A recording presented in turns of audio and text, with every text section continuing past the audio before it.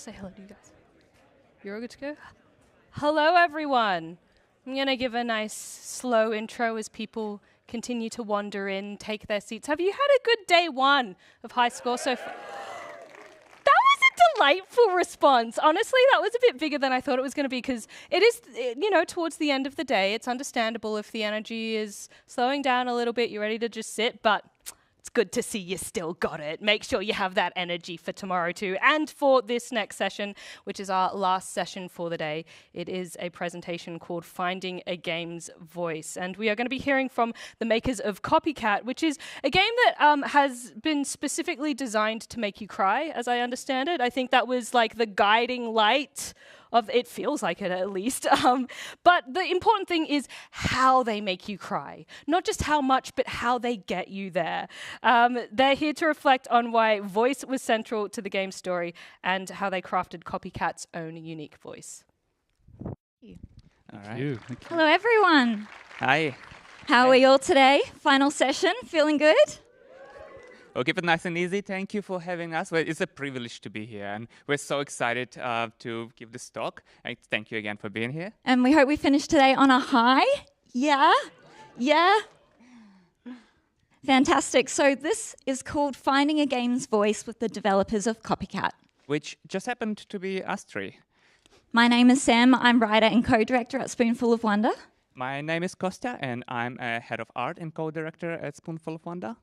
And my name's Dan. I am Spoonful of Wonder's composer and audio person.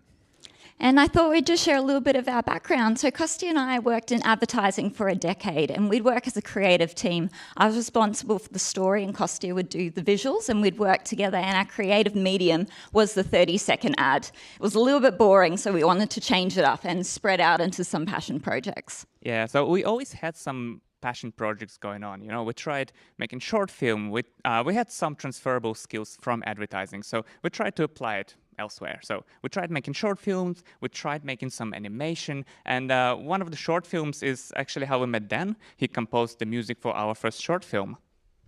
Yeah, it was back in 2021 in the height of COVID that Sam and Kostia approached me with their film, and that was a lot of fun. Speaking of film, so I come from a more general compositional background, so I also write for other screen media like film and TV, and also in more sort of classical settings for the concert hall as well. I record community orchestras and prepare their concerts for YouTube and social media and stuff. And I'm an instrumental music teacher. I teach piano and guitar at a primary school in inner west Sydney. Yeah, but if you haven't met us before, you may have seen our first debut project in a while.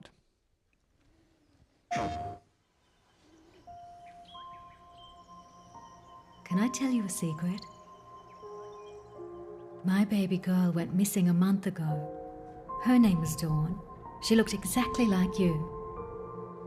I know you're not her, but can we pretend?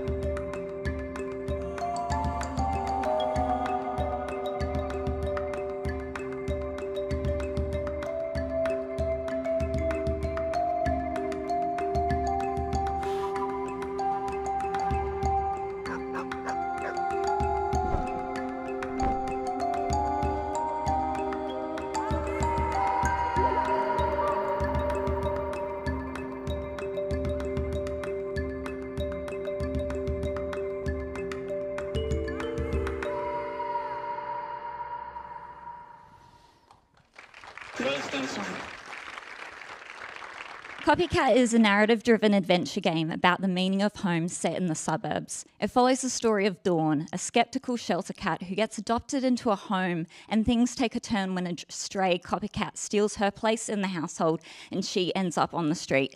Copycat touches on themes of love, loneliness, and letting go as it progresses through 3 hours of gameplay. So the game itself came out on Steam almost exactly a year ago. We just celebrated our first anniversary. And this year, in May, it came out on PlayStation 5, Xbox Series S and X, as well as Mac.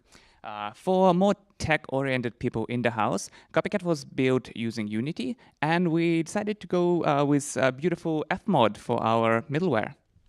Yeah, we used Fmod for the music rather than Wise, for instance, because the adaptiveness of our music mostly took the form of toggling between linear and non-linear structures. So for those who haven't played Copycat, it's at times really film-like. There are lots of cutscenes, but these cutscenes, they don't just bookend levels, they're really interwoven with the gameplay. And so I'd score a cutscene like a film, and then extrapolate out into a non-linear structure over gameplay, return back on rails over another cutscene, and so on and so forth. And so because Fmod has a timeline-based interface, it seemed a little bit more suited than Wise for this kind of adaptive music. So we wanted to capture the spirit of Copycat, and we think this quote did a really good job. We cried, we smiled, we felt every feeling we could. Such an emotional journey that we can somehow relate to. Thank you for this beautifully heartbreaking and heart-filled game. That's so special to read such feedback. And look, we knew from the very beginning that we wanted to make an emotional game. We hoped that people would get attached to characters and feel the feels, but it was not up until the release date when we realized and we saw our beautiful friends and streamers all just in complete shambles, crying the real tears and like getting all the feels and all the emotions. And that made us realize that we probably created something bigger than just a little small simple cat game, and we managed to connect to our audiences on a very different level. Yes, so we had something very special on our hands. So how did we make this heartbreaking and heart-filled game? Well, we know that voice acting uniquely shapes how players experience character, emotion, and narrative, which led us to the question, how do you voice vulnerability with a non-verbal protagonist? If your main character can't talk, how do you connect with the player and other characters in the story? So we approached our creative process with a bit of a challenge. How do you tell the story? How do you help non-verbal protagonists showcase and kind of show their emotions, their feelings, and help the story without voicing them? We obviously could have gone and voiced the cat, but it would really, we didn't really feel like going into that direction, because when you voice an animal, you either go into magical realism or you go Disney style, very airy-fairy, and it just didn't feel right for the story we wanted to tell. So we started looking at some other ways to do it. So let's explore our creative process together. So the first thing we did was voicing the characters around Dawn, and we've got 3 characters here we'd like to introduce to you. The first one is Olive, and she goes and adopts Dawn the cat. In this particular scene, she's bringing Dawn home for the very first time in her house, and they have a moment of connection. What are you waiting for? You're all talk and no walk.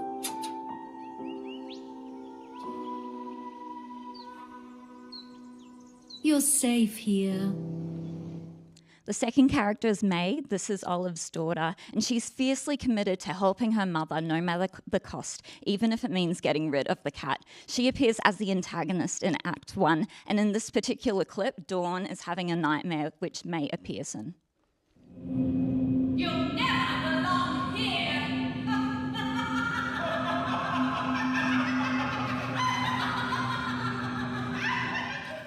The third character we have is the nature expert, and he is a narrator that tells Dawn what to do and how to think. He first appears as this David Attenborough-esque character when she walks past the TV and she sees the Animal Planet playing, and he helps us find her wild side. So in this particular clip, he's encouraging her to scratch a tree, when in reality, she's just scratching the couch. Release and again. Release and again. Doesn't that feel good? Get off the couch. Keep going.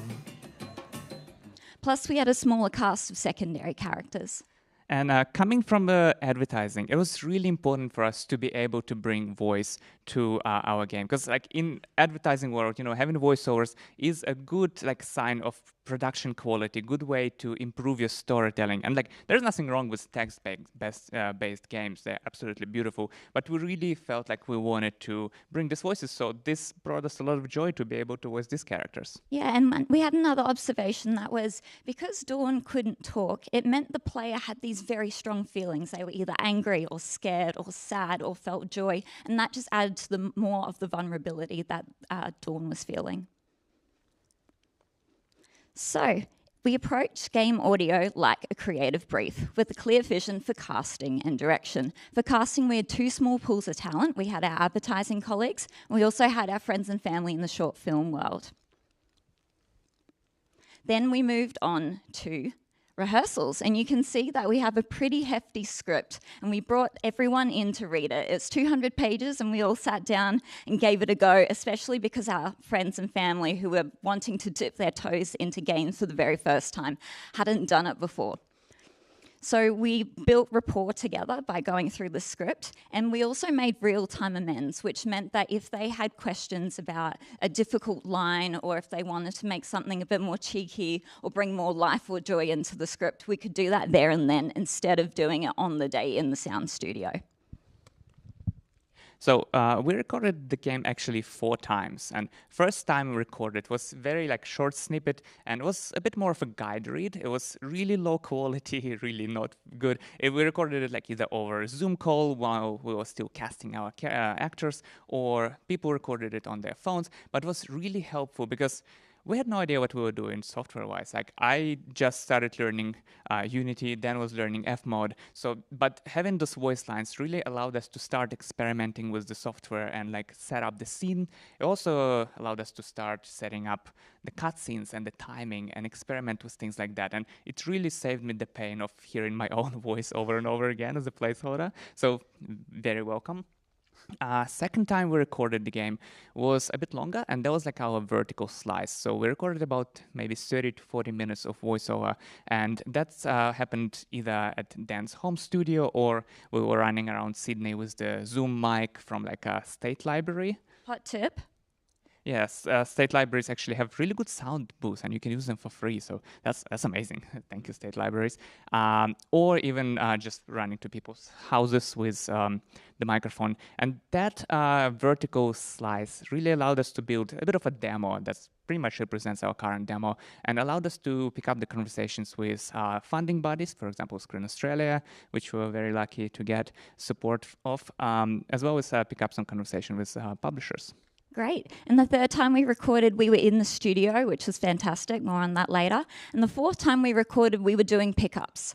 So we found ourselves into an interesting, position where we had a lot of smaller voices that needed to be voiced, but we didn't always have the talent on hand. So we actually reached out to some small to medium-sized streamers, people that had been following our journey for the last couple of years, and we asked them, hey, did you want a voice in our game? And many of them said yes. They had high-quality mics, which is perfect, and we were able to sprinkle them throughout our game.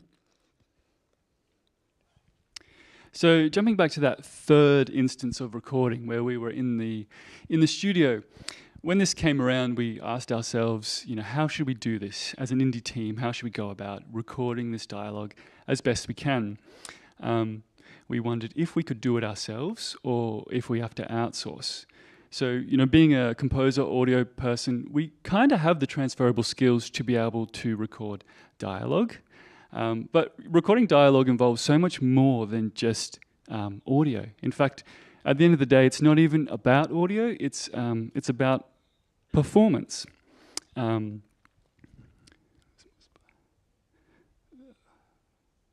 So I told the team that if I did run these recording sessions, I'd be capable, but there'll be times where things will go wrong and I'll be stressed, and ultimately I'd probably end up crowding the room with my energy.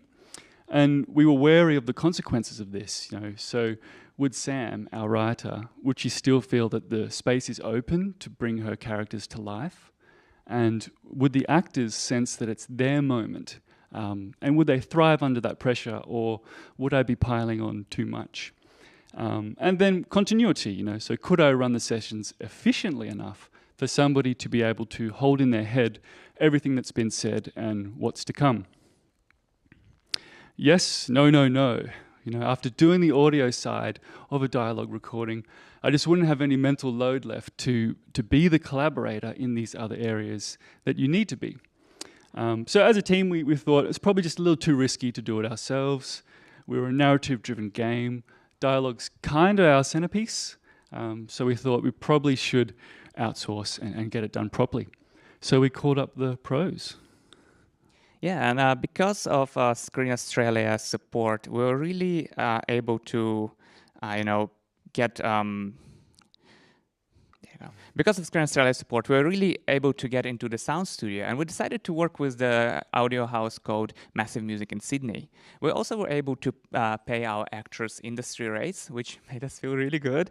And because we went to the studio, it really made things feel official. Actors put their best because you're not recording at someone's house, but you're in a studio, there's all this equipment. So it just makes you feel like we were making a real thing. Yes, we spent 3 days in the studio and a week mixing. We contacted Massive Music about 6 months in advance, so we had a beautiful long runway to work with, and they attached an audio engineer and a producer on our project. It cost $12,000 all up, which is a bit pricey, but it meant that we had beautifully crisp lines that we could drop straight into the game, and we needed that extra support. And lastly, we chose Massive Music because when we were working in advertising, that was the place we would go to record my Macca's ads, Woolworths ads, Samsung ads, and as I was an itty-bitty copywriter, so it was so wonderful to come back 7 years later now as a director of a game and recording our beautiful talent there. So we wanted to work out how many lines were we actually recording. So we had 10,000 words of the script. 5,000 of those needed to be voiced. We approximated that to be about 1,000 lines of dialogue over 5 days with 5 actors, 3 days, about 200 lines per session, and we did 3 takes per line. So can you guess how many we had? A lot. Plenty. We do math, we're developers. Alrighty, so we have a few insights about being inside the studio. So the first one is don't forget to schedule warm-up and cool-down time. So your actor will come into a space, they'll have the busy outside world, and they just can sit down, have a coffee, relax, warm up their voice, go to the sound booth. They can check the distance. We can get the mics all set up properly for them. And so it's so handy just to have that little bit of extra time up your sleeve. The other thing was important that to decide on the order of your lines before the recording day, because we still were working on very modest indie budget. We couldn't afford to have all our actors for the entire duration of the recording in the studio. So they'll have to come in and go out of the studio as they had busy life and other commitments. So it was really important for us to restructure the script and put all these character lines together so our actors wouldn't have to flick every time through 200 pages of script looking for their next line. So Sam did a beautiful job restructuring and printing these character lines side by side, doing some highlights and organizing stuff like that. Because if you start doing that on the day in the studio, that does take a lot of time. And in the studio, time is money, your money, and you would much rather spend this time improving the voice lines, recording extra takes, and doing stuff that actually benefits the project. So don't forget to do your homework and come prepared on the day. The next learning is short and sweet. Let the experts do their thing. You have a producer attached for a reason, an audio engineer there for a reason as well. They're all there to help you. So stay in your lane. But in saying that, make yourself useful. So if you are not a narrative inclined person like Sam or responsible for audio like Dan, if you're a little programmer but you're just happy to be in the studio, there's still so many things you can do to help your team. And it doesn't mean you need to double down on what other people do. Don't be me playing Overcooked. But you can pick up, no job is too big or too small. For example, I was responsible on a day for recording behind the scene footage that went into our socials, that we used that for our devlog and even this presentation and family archives. I also was responsible for bringing up the visuals on the screen if our actors actors needed a little bit of visual guidance to help them, understand what's happening in the scene. And small things like I met people at the door, and I even took a couple of coffee orders. Thank you, Kostia. Always welcome. So yeah, don't double down on what other people do. Find something useful to do for yourself, and the whole team will benefit. Great. So here's a couple of insights for recording our actors. We've got about 45 seconds here, but we wanted to introduce the 3 actors to you. Big cat refers to any of the 5 living members of the genus Panthera, including the tiger, lion, jaguar, leopard, and snow leopard. Regardless of size, feline types are comparable in structure and behavior. Dawn, where do your loyalties lie? One day, the ambulance came to the house. I was unwell. The flashing lights and all the noises spooked her. Go back to where you came from, cat! Excellent. So you can see we had quite a range. And when we're working in advertising, the copywriter's job is to be next to the booth and give guidance to the actor. Show them where the breaths can be. Potentially, if you want to end with an upwards inflection or a downwards inflection, where the emphasis is in the line. But we're doing that for a 30-second ad. This was a 3-hour game. So we had to take our transferable skills and apply them the best we could. The first thing we did was about marking takes. So we started at the top of the page and we work our way down. And we would do that 3 times to see which one was sounding the best, and we would go along and marking the takes. Whereas if they had more of a monologue style, we would do the monologue, run that 3 times and see which one sounded the best. Then I would sit down next to the audio engineer, we would decide which take we were going to proceed with, we cleaned that up, we moved on, and it was a very quick process that we did over and over again.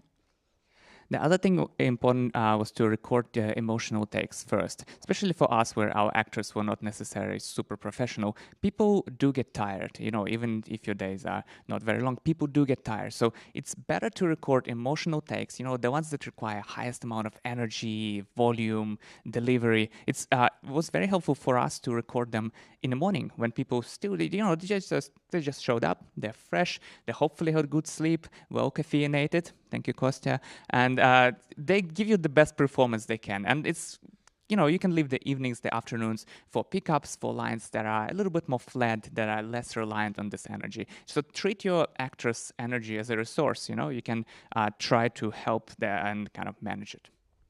Great. The next one is making sure you've got someone that can read the alternative lines in the script. We had plenty of 2-hander scenes and 3-hander scenes, and we couldn't always afford to have multiple actors in the same space as once. So having someone like Kostia there to read the alternative lines so the person in the booth has something to react to, and that really encourages the momentum and the flow.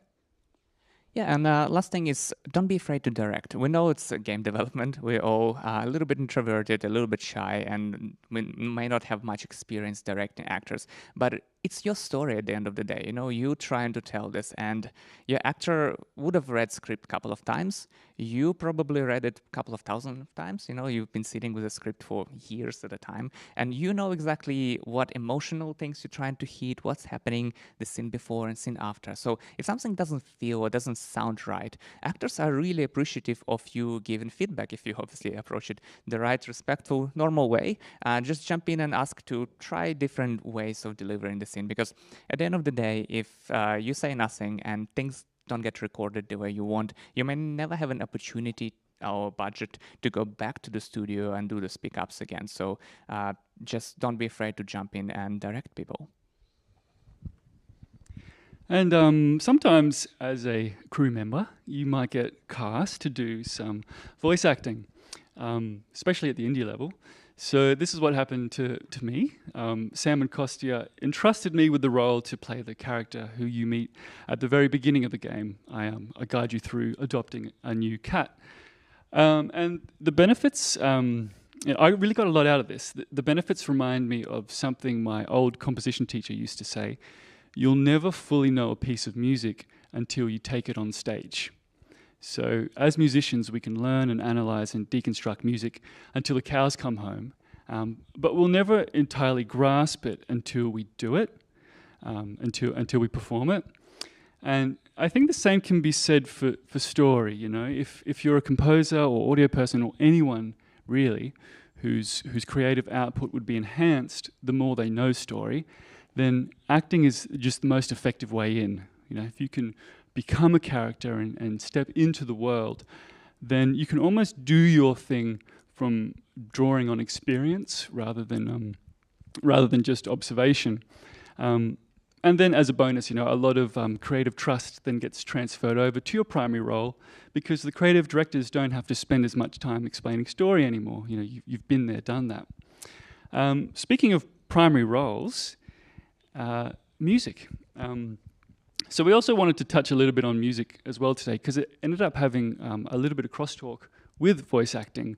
And this all stemmed from the fact that Sam had written in the script instances of leitmotif usage. So where a character is actually to sing a melody from the score, which is really unusual. You know, you might see scripts detail song usage from time to time. I've never read a script before that actually calls for score usage. And I think it's really creative. You know, it's looking beyond words to help tell a story. So this has a number of influences, a really big one being that it sort of schedules that music is to be written a little bit earlier than usual, ideally in time for the dialogue recording, so you can kill two birds with one stone. So when our dialogue recording came around, we got to do a little bit of singing as well.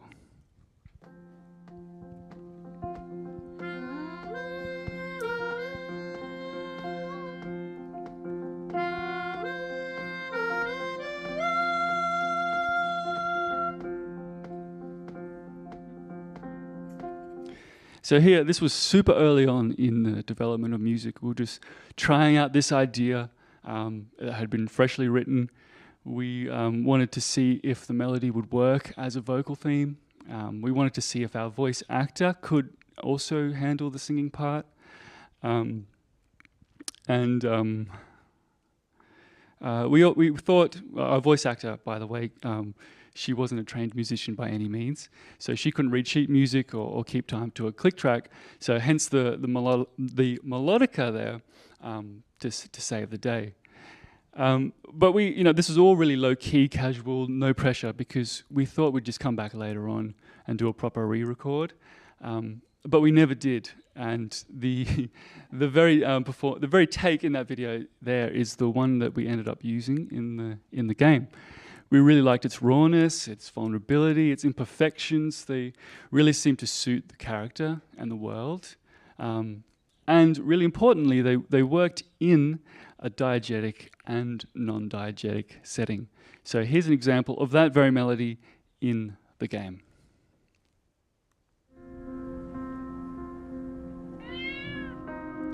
Now, what do you think of the name Dawn? Got a nice ring to it. My dearest Dawn.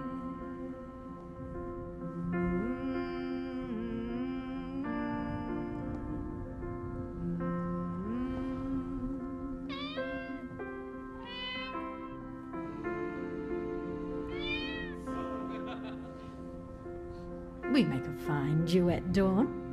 Get excited. We're nearly home. Home is the base where everything begins. So upon reflection of all this, we've come to realize this might be a little bit novel. We can't think of any other games where a voice actor has also sung their own character theme. If you can think of any, let us know.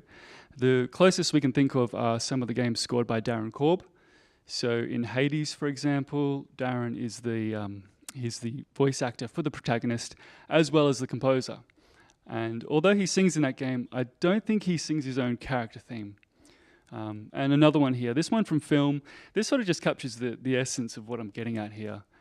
This is in one of the Jurassic World movies where actor Jonathan Bailey, he doesn't sing, but he plays clarinet in real life. And he ended up jumping in on the orchestral recording sessions and even played the solo clarinet line for when his character is on screen. There's this very beautiful moment when the character played by Jonathan Bailey puts his hand on one of these dinosaurs for the first time.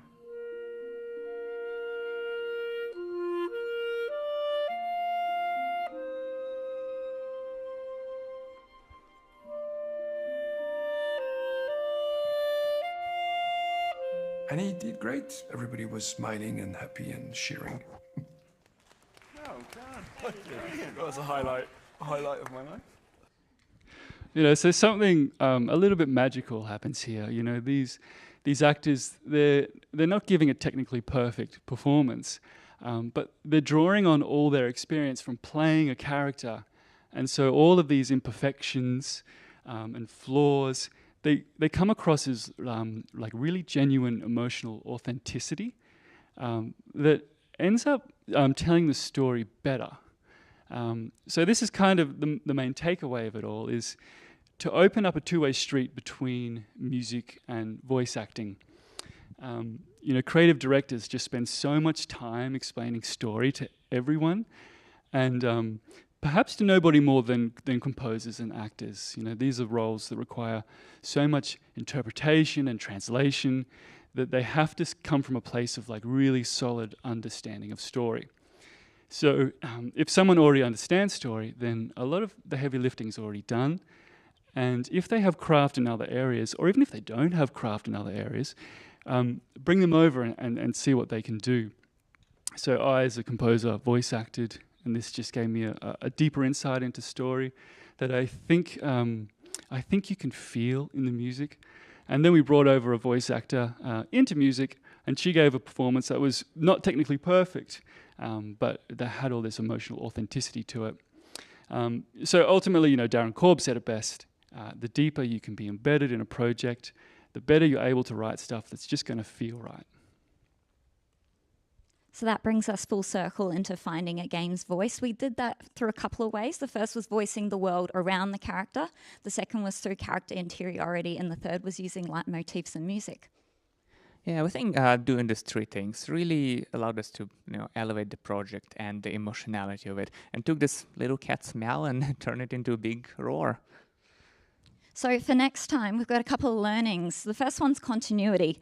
You know how many lines we recorded? There was many, and we were so lucky that everything got recorded, but it could have very easily gone the other way. So having a continuity person there full time, we're definitely going to use for our next game. Our next game's going to be 6 hours long, so just having that extra support would be great. Even if it's a different person each day, just dedicating some time and effort to that role is really important.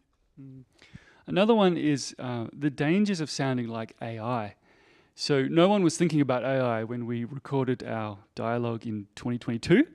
But a couple of years later, we submitted a trailer to a festival, and they refused initially because they thought that we had used AI voice.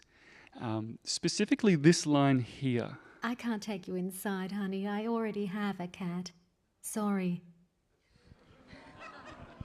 So, you know, now that AI is in everyone's consciousness, you can hear how this might be misheard as AI. You know, the words "have a cat" are enunciated a little too well. Already have doesn't quite receive the right kind of stress. And then the overall intonation of the line doesn't quite drop at the end as we're expecting. Let's have one more listen. I can't take you inside, honey. I already have a cat. Sorry. So from now on, we'll also have to audition all of our vocal lines with an AI cap on, just to make sure that they sound human. 100%. And last but not least is performance capture. As we find ourselves in the genre of like narrative games that are very heavily reliant on the delivery and animation itself, we decided to move for the next project to Unreal Engine and use meta-human tech for the best of its ability. And because of that, we'll be trying to do a little kind of light performance capture. We unfortunately still very indie. We don't have budgets to have like a big warehouse and run around with a motion capture suit yet. But what we'll try to do, we'll try to record and capture our actors' faces performing these lines, because as much as you can lip sync in post and do all the keyframing and animation, you know, all this like micro wrinkles and the eye movement and everything, it's really hard to capture like that. So we'll be recording their voices as we're recording their voices, their faces, and hoping that will bring whole emotional delivery and like the quality of our animations to the next level. And if anyone has any experience with this workflow, please talk to us, because we have no idea what we're doing, and we're keen to learn. Wonderful. Thank you, wonderful people. Thank you for listening. Thanks, guys. Thanks so much. Yeah, thank you. Thank you. If you'd like to Thank you so much. take a seat and join me. Or did I come up preemptively? No, yes, come, sit. Just saying, there's a little QR code. You can learn a lot about us. Like you can listen to Dan's beautiful soundtrack. It's on streaming platforms, as well as find a way to get in touch with us and even get socials for Copycat. Thank you.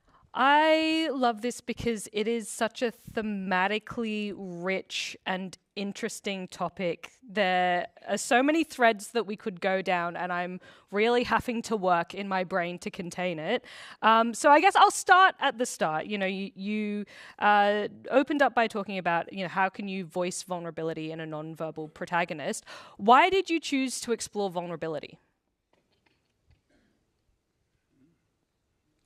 Great question. I mean, we wanted the cat to feel vulnerable, to tell the story. It was important to show how small she was and how insignificant she was, and display it through her voice, through her feelings, just to build the stakes and make sure, you know, you don't think you're like almighty powerful cat just gonna scratch and bite everyone. It puts you in place a little bit almost as a player and helps us tell the emotional story. She almost acted like a little fly on the wall, and she saw the human story unraveling in front of her, and that just really added to the emotionality of it and the catharsis that she ultimately experiences when things she hopes go right and when things she hopes goes wrong. I think it's a beautiful example of a story that it does feel like games can only tell, or that games tell in the best way, because we see movies and TV shows where there's animals that don't talk. We have our own animals that don't talk, and we can kind of understand that, but embodying something, I think, is very, very different. And to me, it's also a really interesting exploration or forced experience of a separation of thoughts and feelings, right? Which I think is something that's surprisingly difficult to do. Don't know if you know this, but thoughts aren't feelings. And it can be really hard to separate the two, but it feels as though putting you in the body of a being that can't talk and thus never putting words to the feelings, it prompts you to just have the pure emotion first, would you say? Yeah, pets see a side of us that no one else sees. They see us on good days and bad days, and we just owe so much of us, our love to them, and they never ask for anything in return either. I don't know, my dog asks for dinner pretty emphatically. But was that a conscious decision to, I guess, use this as a vector to prompt emotion in a way that is purer? Almost, because you're not telling people what to feel, you're just presenting the situation within which the emotion is created. I think so, absolutely. I think, as Sam mentioned, our protagonist, Dawn the cat, it's kind of like a fly on the wall. And it's, at the end of the day, it's a human story. It's a story about Olive and May, about mother-daughter relationship, about aging population and not being able to take care of. I don't want to spoil too many things, but it's sad. Yeah, yes, it is sad. Also, animals, they tug on the heartstrings straight away. What was the recording process for getting the perfect meow? Oh, wow. So our cat in the game was voiced by my family cat, Flame.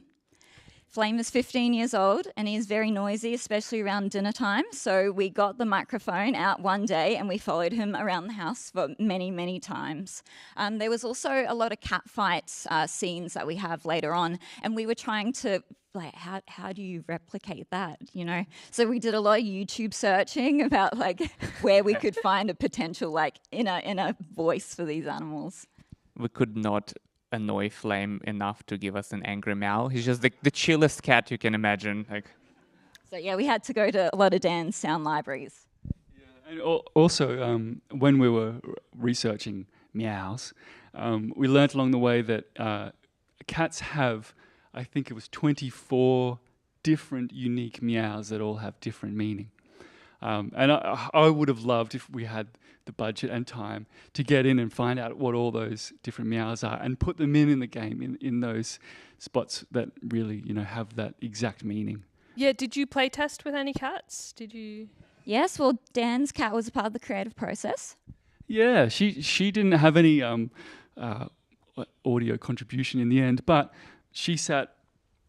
This is my studio at home. She sat right here in between my legs while I was writing the music the whole time. So she was the ears behind it all, critiquing it. Yeah, and we noticed that some cats did respond to the meows on the game, and other cats didn't. So Flame was like oblivious to his meow; he didn't know what was happening. But we would have friends that we would play the game with them on their couch, and the cats would be like, "Oh, what is this? What is happening?" Yeah, especially the fighting scenes. Yeah, I can imagine. It's always a little bit awkward when you're playing audio like that or doing something like that, and the pets get really G'd up, and you're like, "Sorry, just kidding." My cat ended up. She's a female cat. She's so gentle and lovely, but when she heard the meows, she sprayed my computer screen, and it broke. You know, it was a dead pixel line. So for 6 months at the end of the game, I had to use half my screen, and then she dug into the. You know, I have some good quality monitors at home, and she dug into the tweeter. Oh my God! Pulled the protector grill off, and then went to town on the tweeter. So it's been a very expensive game. And have you put a warning on the game? We probably should. Yeah, we haven't. Yeah, not for cats, so we should consider. Thank you. That's so wild. What was it that gave you the courage to step away from advertising and delve into independent game making? It is quite a leap.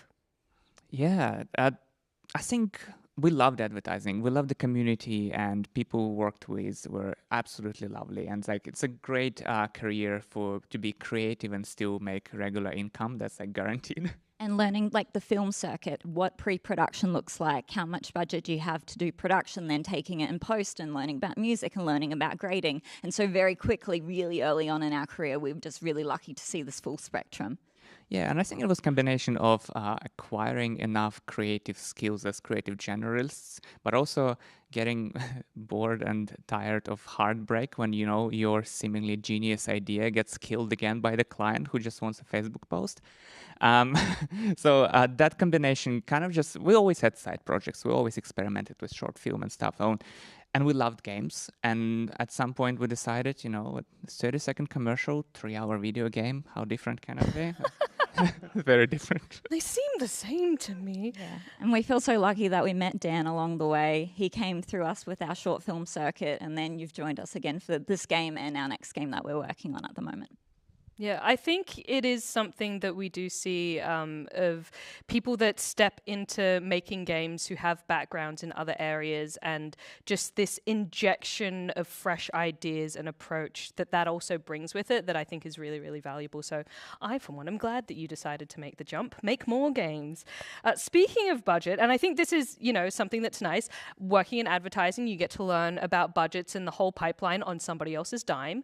How do you then bring that to your own project and, for example, justify the spend on the recording studio? Can you maybe speak to the value of making things feel official and what that can bring to a project that's maybe beyond a dollar amount? Absolutely. I think, firstly, our budget, we get really lucky to get Screen Australia support. And because of their support, we were able to increase the production quality. We were going to make the game no matter what. It would have just been, us recording people on Zoom mic or on other means. But because of that support, we were able to elevate the quality of our production. So, we got better models, we got better sound, we got better plugins to make things look and feel better. Localization help? Yeah, as well. So we think that having this quality voice, especially for a narrative game, it's really important and to help us tell the story.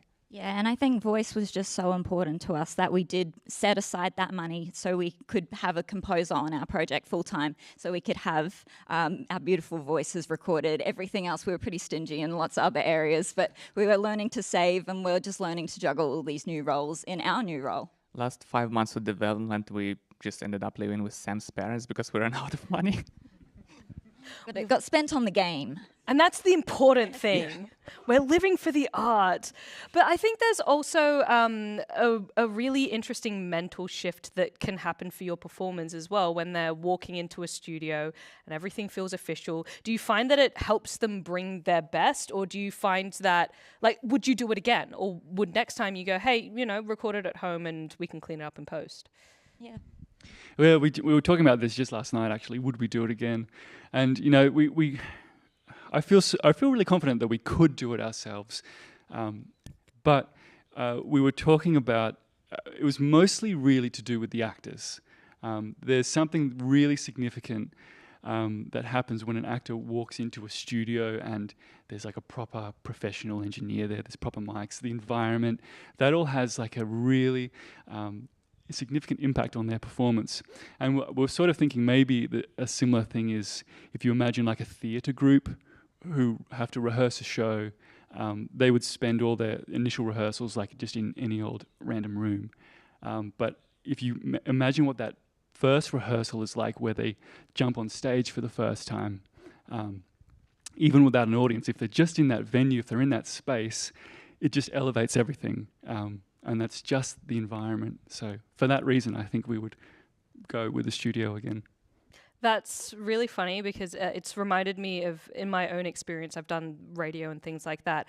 And when I'm doing things live, my brain is in a different gear. I am able to talk, but I've done things where it's a pre-record and the amount that I stumble, the amount that I'll trip over myself and just stop is wild. And I'm like, why can't I do this? Because I can do it when it's live. So I guess I'm just reconfirming my own question that you already answered, that, yeah, it does seem like it makes a significant difference that's important enough to the performance and what you can then put in the game. But then how do you balance that with having things that are raw and emotional and, the juxtaposition of using the demo that wasn't intended necessarily to be in the game, putting that in? Yeah, it was a big balancing act. We weren't sure that we would ever be able to pull it off. Like, it's a miracle that the game got made. And we're just so grateful to all the people that have helped us along the way, who've taught us things. Because it was definitely a learning project as much as a passion project. Do you think that it has the danger of ending up as a mishmash of, as you're trying to find that balance, throwing in things that are really raw versus things that are very polished? Or do you find that it does find its own balance because you are being led by the same guiding light? I think giving consistent direction and consistent brief to our actors, it's still same actors. They're still like in the same studio with us, so it's just a matter of directing them, as we mentioned before. Like if something feels too raw and like too different from like the clean lines they delivered earlier, it's important to step in and try to help people navigate, because story better than anyone else, and it's your time and your studio approach that like you end up having as your final product in the end. So if something doesn't feel right, you just gonna step up and hopefully course correct a little bit, especially with our actors, since none of them were super professional. They were mostly like friends, family, and hobbyists. Yeah, one thing we did was we got a character sheet there ready to go, and it had the characters' wants and needs, their wounds, their flaw, their passions, their secrets, and all that back work that just needs to be done, so that character is going to really fly when it gets off the page, and that was really helpful to do just as background work for us, but also for the talent. Will you be sticking with Fmod and Unreal Engine for your next project, or will you be moving to Wise as it's a more common pairing? I opened Wise the other day and then didn't last very it. long. Yes. Like being a musician, Fmod's very friendly. As soon as you jump in, you sort of, it looks familiar. I don't know what Wise was when I saw it. I couldn't believe it was. It's not really music software, but I couldn't believe it was audio software. That's how I feel when I open Ableton. I agree. Yep. Like, I know that it works and I've seen people use it, but anyway. We also love Fmod for the team, supporting our local devs, and like they've been so helpful. Like when we were porting to PlayStation, I think I just emailed the guys, and like I was missing specific SDK for like PlayStation plugins, whatever. Like within the days, they send me new files. I was like, you guys are amazing. It's like, yes, so it's such a good experience. What does a continuity role, come on, Rad. What does a continuity role look like when recording voice lines? Yeah, absolutely. So that's making sure that every line gets recorded. As Kostia mentioned before, the script gets really jumbled up because you're trying to decide what emotional scenes go first and then making it like you can comprehend for the actors where they're going in the story. So it's you're chopping up your script into multiple different parts. So just making sure that every line gets ticked off. And making sure that your actors are not going in with a certain accent at the start of it, and then towards the end of it, they decide to change their accent. Like a challenge we had was how we could voice our older character, because she is still quite young. She was in her 50s, and we needed her to portray a slightly older character. And so at the beginning, she was a lot older than towards the end, but that's just the joy of the game, and that's just a limitation we had and a learning we'll take for next time. Do you record reference clips that you can then play back at the start or midway through a recording to just kind of reorient? I think we played back some of their lines to the actor later on just to make sure it's similar. Yeah, I think we did that a lot with visuals though. Yeah, with visuals, that was very helpful too. Because I think we recorded quite late in the process, where I would say 70% of the game was already built. I don't know if it's late or early. It's our first time. I have no idea. But we had some visuals to show as well to make sure characters, our actors, are on the same page, and and they also know how far away they are from the camera, if they should project or get a little bit closer. That also was a part of continuity process. Yeah. For Dan, it sounds like silence would have been an incredibly powerful tool, or have an incredibly powerful role in the game. How did you balance silence and music in the score? There is no silence. It's wall-to-wall music in the end. And well, you might hear some silence if you linger a little bit longer in certain areas in some scenes, but other than that, it's fully music. And we were really worried about this. We had no idea if it was going to be exhausting or if it was the right amount until the very end, when we tested it all the way through for the first time. And I think we were really lucky that actually it felt like the right amount. I love that you used the term wall to wall, because in my head that's just let's open up this pit. You touched on a very interesting clip and topic of trying not to sound like AI. And you're right, it's strange because you listen to that and there is something in our brains that goes, that sounds like AI. It's the way that, the voice inflection goes in that one word. What a thing to have to deal with now. But I think there is a lot of instances where a genuine raw recording can sound off for some reason.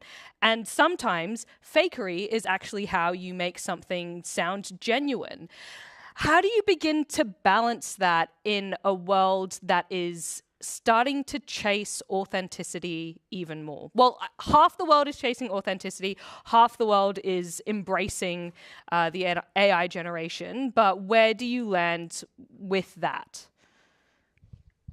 I think the festival that brought it up and mentioned that they didn't want us to be a part of it because it sounds like AI, they were just trying to do the right thing. They were just trying to encourage and make sure people aren't taking advantage of AI.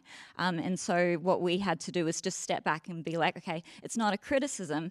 They just need to see evidence that we didn't use AI. So we showed them all the behind the scenes footage that we had, and we tried our best to course correct and try to fix that line a little bit, and they let us proceed with the festival. Yeah, but what also happened is that the audio house we worked with, they are mostly working on commercials, and I guess the standard of the cleanup and output is very different. And don't correct me if I'm wrong, they kind of over cleaned it a little bit then. I'm not sure. We didn't really get to the bottom of it in the end. I was going to say, was there some Melodyne or something on it? Well, that's what we thought, and we contacted them can you give us the absolute raw recording for that, and we'll do the rest on our end. But I think they got back to us with, they did very minimal work other than just bringing it up to level. So they didn't do much mixing. They just did like a dialogue recording and edit.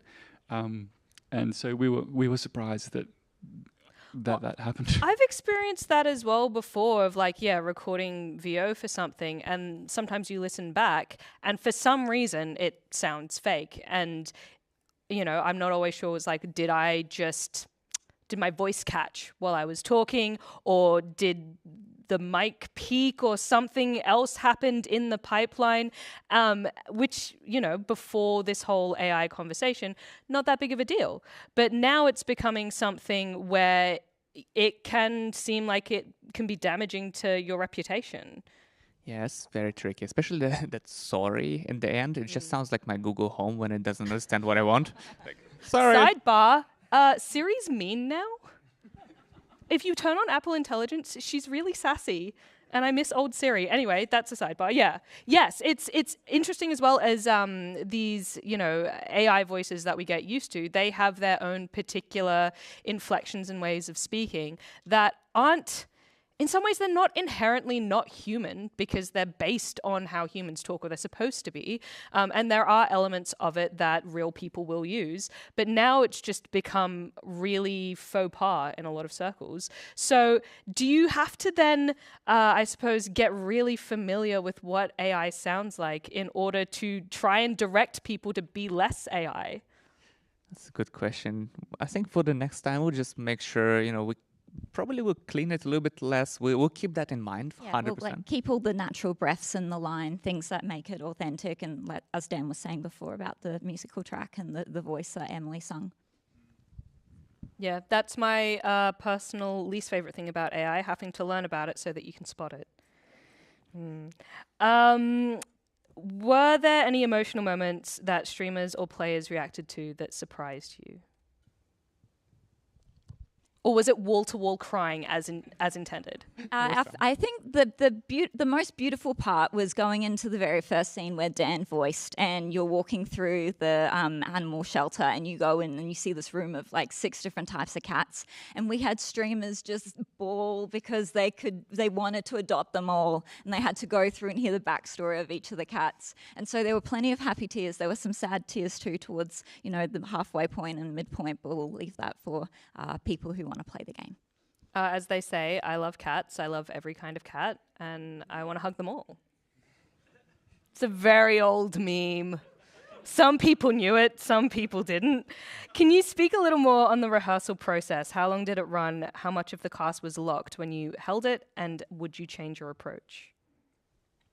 The rehearsal process was quite simple. We just wanted to make sure our actors are familiar with the script and the material. So we went to a few houses when we were back in Sydney. We just went to theirs and we tried, you know, reading the script together.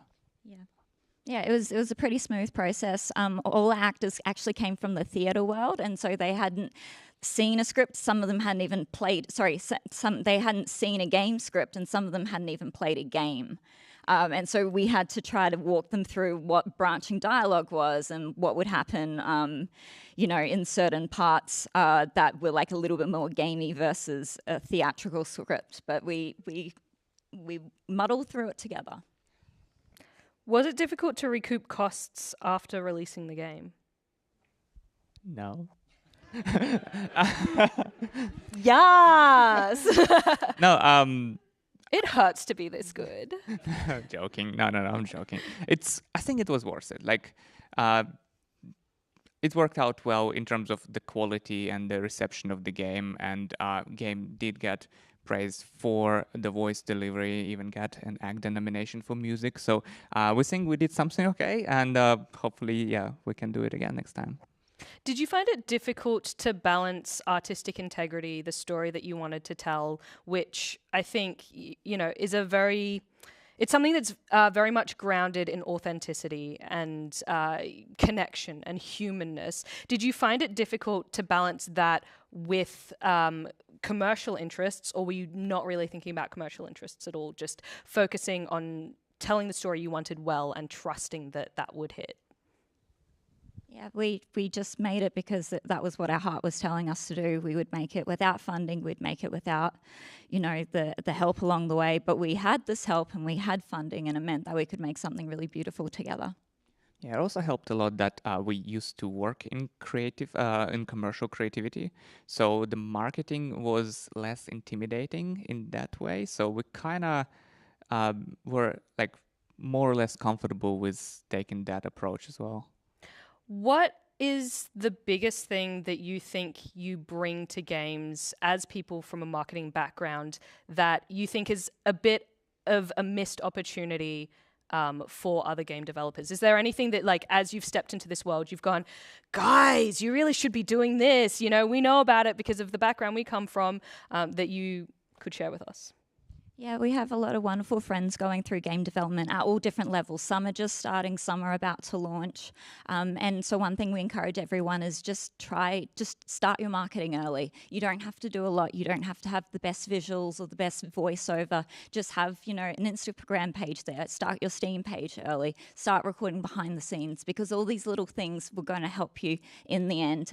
Even if you are worried it's not perfect, just start it early, because people want to see the journey. People want to see you being authentic and trying your best. Yeah, that's a great point, because sometimes when I step back and think about the things that I watch online, not good, not well made, in some ways not interesting, and yet I watch it. Sometimes I think we judge what we make much more than we judge what we watch, and you're totally right. If it's not there, it's not there, but if it's there and not perfect, that's still something. That's still a lot better. Did you have anything to add on that one?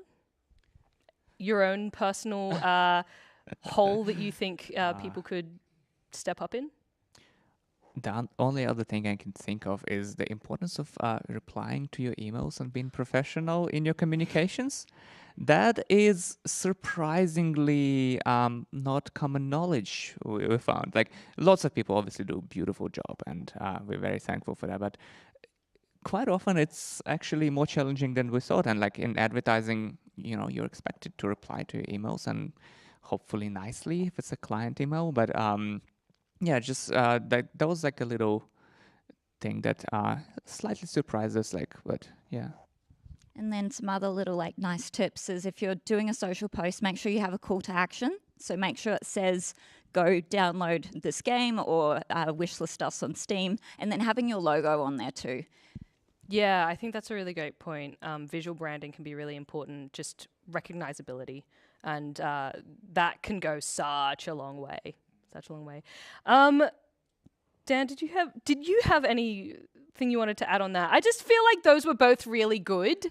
And I know that you come from a different background, but I'm just now like, did you identify anything that you feel game devs that they may not be aware that they're doing, that would be helpful for them to change? No, not not a really. sledge, just helpful. No, I think, well, I can only speak from like the music audio side of things. And for me, this is more just to film composers out there. It felt so much like writing for a film. And so if you're scared about jumping into games, then don't be, because it feels, at the end of the day, it's just story, especially for these narrative-driven games. You're just doing story. And so there's very little difference. Just a bit of, you have to learn F mod, or maybe if you wanted to, but it's so similar. I was going to end it there, but there's another question here that I really do want to ask. As voice is very important to tell the story, how did you ensure the same focus, feelings, and emotions were consistent through other languages for spoken characters?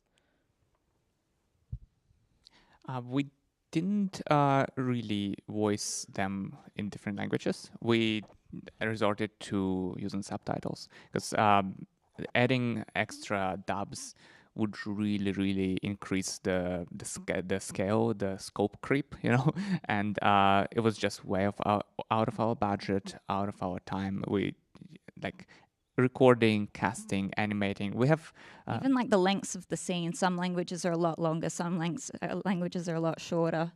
Yeah, and we have, and then that changed the music. Everything. We have 10 different languages, and it would have taken us another 5 years probably. So it was just way out of scope for us. But subtitle wise, you've got a really interesting, background. The subs worked okay. You mean which one? Your languages. Well, I think it's really interesting because we don't speak any other languages, but Kostia speaks many languages. And so when we were going through the localization process... How many is many? Many. So 5, I think. 3.5. 3.5.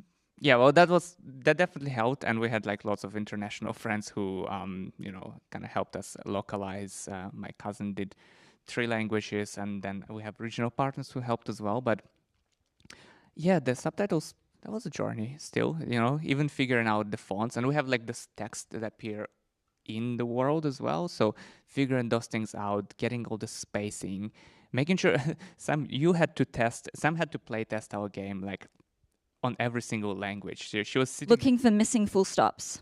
Yeah, she was sitting there with Steam Deck. She's like, I hate this game. I can't do this anymore. Like, no, you have to play it in Korean now. And now you speak 3.5 languages as well. Well, thank you so much for sharing with us. Thank you. Thank you. You guys can come off stage and leave your mics on the seat. That concludes day 1 of